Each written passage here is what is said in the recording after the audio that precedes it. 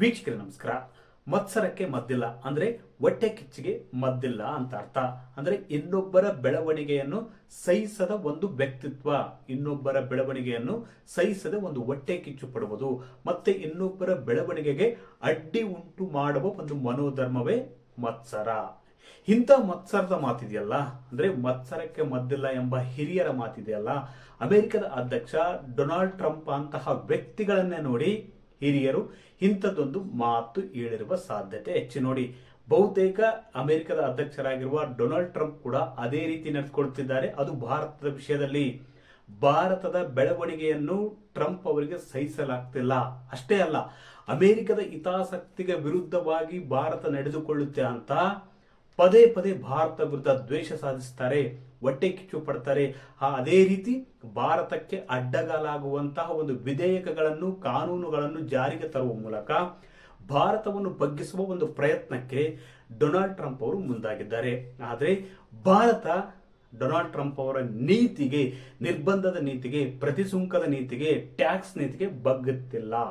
ವೆನಿಜುವೆಲಾ ದೇಶದ ಮೇಲೆ ಅಟ್ಯಾಕ್ ಮಾಡಿ ಅಲ್ಲಿನ ಅಧ್ಯಕ್ಷರನ್ನು ಬಂಧಿಸಿದ ಬೆನ್ನಲ್ಲೇ ಅಮೆರಿಕದ ಅಧ್ಯಕ್ಷರಾಗಿರುವ ಡೊನಾಲ್ಡ್ ಟ್ರಂಪ್ ಮತ್ತೆ ಉದ್ದಟತನ ಮರೆತಿದ್ದಾರೆ ಭಾರತ ವಿಷಯದಲ್ಲಿ. ಭಾರತ, ಚೀನಾ, ಬ್ರೆಜಿಲ್ಗೆ 500% ಪ್ರತಿಸುಂಕ ವಿಧಿಸುವ ಒಂದು ವಿಧೇಯಕಕ್ಕೆ ಸಹಿ ಹಾಕಿದ್ದಾರೆ ಡೊನಾಲ್ಡ್ ಟ್ರಂಪ್. ಹಾಗಾದ್ರೆ ಭಾರತದ ಮೇಲೆ ಡೊನಾಲ್ಡ್ ಟ್ರಂಪ್ಗೆ ಇಷ್ಟೊಂದು ದ್ವೇಷ, ಹೊಟ್ಟೆ ಕಿಚ್ಚು ಇರುವುದಾದ್ರೂ ಯಾಕೆ? ನೋಡಿ, ಅಮೆರಿಕದ ಅಧ್ಯಕ್ಷ ಡೊನಾಲ್ಡ್ ಟ್ರಂಪ್ ಅವರು ಭಾರತ ವಿರುದ್ಧ ದ್ವೇಷ ಸಾಧಿಸುವುದಕ್ಕೆ ಪ್ರಮುಖವಾಗಿ 2 ಕಾರಣಗಳಿವೆ. ಮೊದಲನೇ ಕಾರಣ ಏನಪ್ಪಾ ಅಂದ್ರೆ, ಅದು ರಷ್ಯಾದಿಂದ ತೈಲವನ್ನು ರಿಯಾಯಿತಿ ದರದಲ್ಲಿ ಆಮದು ಮಾಡಿಕೊಳ್ಳುತ್ತೆ. ಅದೇ ರೀತಿ ಅಮೆರಿಕ ಮತ್ತು ಭಾರತದ ನಡುವೆ ವ್ಯಾಪಾರ ಒಪ್ಪಂದ ಪ್ರಕ್ರಿಯೆ ಜಾರಿಯಲ್ಲಿದೆ. ಅಂದ್ರೆ ಮುಕ್ತ ವ್ಯಾಪಾರ ಒಪ್ಪಂದ ಏನಿದೆಯಲ್ಲ, ಅದು ಮಾತುಕತೆಯ ಹಂತದಲ್ಲಿದೆ. ಅಮೆರಿಕದ ಮಾತಿಗೆ ಭಾರತ ಬಗ್ಗುತ್ತಿಲ್ಲ. ಹೀಗಾಗಿ ಭಾರತ ವಿರುದ್ಧ ಪದೇ ಪದೇ ದಂಡ ವಿಧಿಸುವ, ಪ್ರತಿಸುಂಕ ವಿಧಿಸುವ ಮಾತನಾಡುತ್ತಿದ್ದಾರೆ. ಅಷ್ಟೇ ಅಲ್ಲ, ಕಳೆದ 2 ದಿನಗಳ ಹಿಂದೆಷ್ಟೇ ಅಮೆರಿಕದ ಅಧ್ಯಕ್ಷರಾಗಿರುವ ಡೊನಾಲ್ಡ್ ಟ್ರಂಪ್ ಅವರು ಚೀನಾ, ಭಾರತ, ಬ್ರೆಜಿಲ್ ಮೇಲೆ 500% ಪ್ರತಿಸುಂಕ ವಿಧಿಸುವ ದ್ವಿಪಕ್ಷೀಯ ರಷ್ಯಾ ನಿರ್ಬಂಧ ವಿಧೇಯಕಕ್ಕೆ ಸಹಿ ಹಾಕಿದ್ದಾರೆ. ಅಂದ್ರೆ ಈ ಮೂಲಕ ಭಾರತವನ್ನು ಮಣಿಸುವ ಒಂದು ತಂತ್ರಕ್ಕೆ, ಭಾರತವನ್ನು ಮಣಿಸುವ, ಬೆದರಿಸುವ ತಂತ್ರಕ್ಕೆ ಡೊನಾಲ್ಡ್ ಟ್ರಂಪ್ ಅವರು ಮುಂದಾಗಿದ್ದಾರೆ. ನೋಡಿ, ಭಾರತವನ್ನು ಏನಕ್ಕೆ ಬಗ್ಗಿಸಬೇಕಂತ ಅದರ ಮನಸ್ಸಲ್ಲಿದೆಯಪ್ಪ ಅಂದ್ರೆ, ರಷ್ಯಾದಿಂದ ತೈಲವನ್ನು ನೀವು ಯಾವುದೇ ಕಾರಣಕ್ಕೂ ಖರೀದಿಸಬೇಡಿ. ರಷ್ಯಾ ಇದೇನು ಮಾಡ್ತಾರೆ, ನಿಮ್ಮ ದುಡ್ಡು ಬೆಳೆಸಿಕೊಂಡು ಉಕ್ರೇನ್ ಮೇಲೆ ಯುದ್ಧ ಮಾಡುತ್ತೆ, ಜಾಗತಿಕವಾಗಿ ಶಾಂತಿಯನ್ನು ಕದಡುತ್ತೆ. ಹೀಗಾಗಿ ನೀವು ಯಾವುದೇ ಕಾರಣಕ್ಕೂ ರಷ್ಯಾದಿಂದ ರಿಯಾಯಿತಿ ದರದಲ್ಲಿ ತೈಲವನ್ನು ಖರೀದಿಸುವಂತಿಲ್ಲ ಅಂತ ಪದೇ ಪದೇ ಒತ್ತಡ ಹಾಕ್ತಿದ್ದಾರೆ. ಈಗಾಗಲೇ ರಷ್ಯಾದಿಂದ ತೈಲವನ್ನು ಭಾರತ ತರಿಸಿಕೊಳ್ತಿದೆ, ಅದು ರಿಯಾಯಿತಿ ದರದಲ್ಲಿ. ಇದು ಭಾರತಕ್ಕೆ ಲಾಭದಾಯಕ ಕೂಡ ಆಗಿದೆ. ಪ್ರತಿ ವರ್ಷ 73,000ಕ್ಕೂ ಅಧಿಕ ಕೋಟಿ ಒಂದು ಉಳಿತಾಯವನ್ನು ಮಾಡುತ್ತೆ ಭಾರತ. ಹೀಗಾಗಿ ತನ್ನ ಹಿತಾಸಕ್ತಿಗನುಗುಣವಾಗಿ ಭಾರತ ನಡೆದುಕೊಳ್ಳುತ್ತೆ. ಅದು ರಷ್ಯಾದಿಂದ ತೈಲವನ್ನು ತರಿಸಿಕೊಳ್ಳುವ ಮೂಲಕ ಅಮೆರಿಕಕ್ಕೆ ಶಡ್ಡು ಹೊಡೆದಿದೆ. ಪದೇ ಪದೇ ಅಮೆರಿಕ ಹೇಳ್ತಿದೆ, ನೀವು ತರಿಸಿಕೊಳ್ಳಬೇಡಿ ಅಂತ, ತೈಲ ರಷ್ಯಾದಿಂದ ತರಿಸಿಕೊಳ್ಳಬೇಡಿ ಅಂತ ಹೇಳ್ತಿದೆ. ಆದ್ರೆ ಪ್ರಧಾನಿ ನರೇಂದ್ರ ಮೋದಿ ಅವರು ಮಾತ್ರ ಬಗ್ಗುತ್ತಿಲ್ಲ. ಇದರಿಂದ ರೊಚ್ಚಿಗೆದ್ದಿರತಕ್ಕಂಥ ಡೊನಾಲ್ಡ್ ಟ್ರಂಪ್ ಅವರು ದ್ವಿಪಕ್ಷೀಯ ರಷ್ಯಾ ನಿರ್ಬಂಧ ವಿಧೇಯಕಕ್ಕೆ ಸಹಿ ಹಾಕಿದ್ದಾರೆ. ಈ ಮೂಲಕ ಈಗಾಗಲೇ 50% ತೆರಿಗೆ ವಿಧಿಸಿದ್ರೆ, ಅದರಲ್ಲಿ 25% ದಂಡ ಮತ್ತು 25% ತೆರಿಗೆ. ಈ ಮೂಲಕ ಒಟ್ಟಾರೆಯಾಗಿ 550% ತೆರಿಗೆ ಭಾರತಕ್ಕೆ ಇನ್ನೇನು ಕೆಲವು ದಿನಗಳಲ್ಲಿ ಜಾರಿಗೆ ಬರುತ್ತಾ ಎಂಬ ಆತಂಕ ಕೂಡ ಕಾಡ್ತಿದೆ.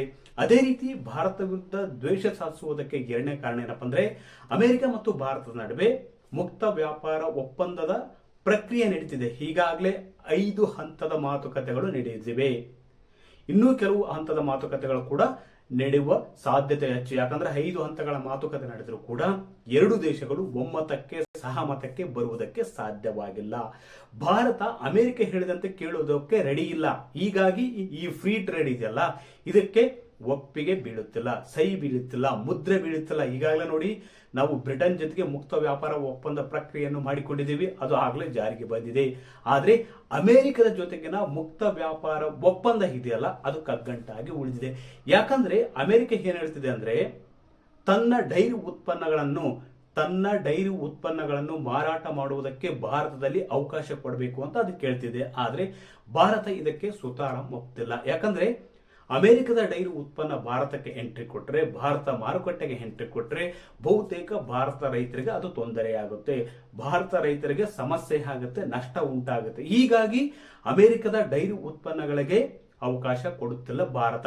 ಇದರಿಂದ ರೊಚ್ಚಿಗೆದ್ದಿರತಕ್ಕಂಥ ಅಧ್ಯಕ್ಷ ಟ್ರಂಪ್ ಭಾರತ ಮೇಲೆ ಪ್ರತಿ ಸುಂಕದ ಬೆದರಿಕೆಯನ್ನು ಒಡ್ಡುತ್ತಿದ್ದಾರೆ. ನೋಡಿ, ಬೆದರಿಕೆ ಮೂಲಕ ಭಾರತವನ್ನು ಹೇಗಾದ್ರೂ ಬಗ್ಗಿಸಬೇಕು, ತನ್ನ ಹಾದಿಗೆ ತರಬೇಕು, ರಷ್ಯಾದಿಂದ ತೈಲವನ್ನು ತರಿಸಿಕೊಳ್ಳುವುದನ್ನು ನಿಲ್ಲಿಸಬೇಕು, ಅದೇ ರೀತಿ ತನ್ನಿಂದ ತೈಲವನ್ನು ತರಿಸಿಕೊಳ್ಳಲಿ, ಹಾಗೆ ವ್ಯಾಪಾರ ಒಪ್ಪಂದಕ್ಕೆ ಸಹಿ ಹಾಕಲಿ ಎಂಬ ದುರುದ್ದೇಶದಿಂದ ಡೊನಾಲ್ಡ್ ಟ್ರಂಪ್ ಅವರು ಭಾರತ, ಚೀನಾ, ಬ್ರೆಜಿಲ್ ಮೇಲೆ 500% ಪ್ರತಿ ಸುಂಕ ವಿಧಿಸುವ ಒಂದು ವಿಧೇಯಕಕ್ಕೆ ಸಹಿ ಹಾಕಿದ್ದಾರೆ. 500% ಪ್ರತಿ ಸುಂಕ ವಿಧಿಸುವ ವಿಧೇಯಕ ಅಂಗೀಕಾರಗೊಂಡರೆ ಭಾರತದ ಮೇಲೆ 550% ಪ್ರತಿ ಸುಂಕ ವಿಧಿಸಿದಂತಾಗುತ್ತದೆ.